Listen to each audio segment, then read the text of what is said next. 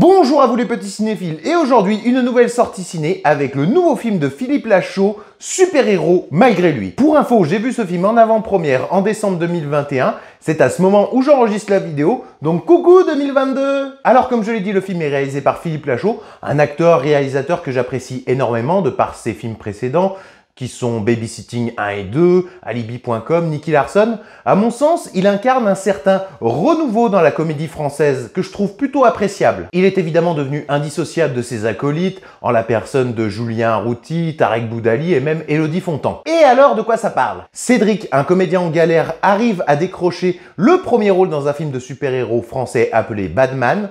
Un soir, il emprunte la voiture du tournage ainsi que le costume, il se crache et perd la mémoire et il devient persuadé d'être le héros en personne. Et verdict, j'ai beaucoup aimé. Déjà, on va pas se cacher, c'est super drôle. Philippe Lachaud surfe sur la vague des films des super-héros. L'humour fait mouche, comme d'habitude avec cette bande, et ça faisait longtemps que j'avais pas entendu une salle autant rigoler. Et ça fait plaisir. Bon, même si je vais pas cacher qu'il y a des moments où il aurait fallu alléger l'humour pipi caca un peu gras et y ajouter un petit peu de subtilité. Néanmoins, tu vois que toute cette petite bande, que ce soit les acteurs, le réalisateur ou alors les scénaristes, sont des fans justement de films de super-héros. On a énormément de références aux films, aux comics, que ce soit chez Marvel ou alors chez DC Comics, ce qui donne lieu à des scènes vraiment hilarantes et notamment à la fin. En fait, le film te raconte simplement ce qui se passerait si du jour au lendemain, un mec se prenait pour un super-héros. Alors, je le conçois, ça n'a pas la folie d'un Kick-Ass. Mais quand même, le scénario du film en fait reprend pas mal le scénario de certains comics,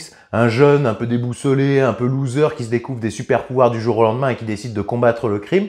Sauf qu'en l'occurrence, dans ce film, il n'y a pas de super-pouvoir, il n'y a pas de super-héros, mais c'est ça qui est drôle. C'est tout ce décalage second degré qui fait mouche à mon sens. Moi, j'ai surtout l'impression qu'ils se sont fait un gros kiff en se disant « Allez, viens, on se fait un film de super-héros à la con, on y ajoute tous nos délires et ça fonctionne parfaitement, c'est drôle, c'est provocateur et ça tape vraiment sur tout le monde. » En bref, un divertissement appréciable que j'ai pris beaucoup de plaisir à regarder. C'est une lettre d'amour en fait au film de super-héros à la sauce française et je vous garantis que vous passerez un bon moment. Surtout, n'oubliez pas de me faire vos retours en commentaire sur le film, de liker, de partager.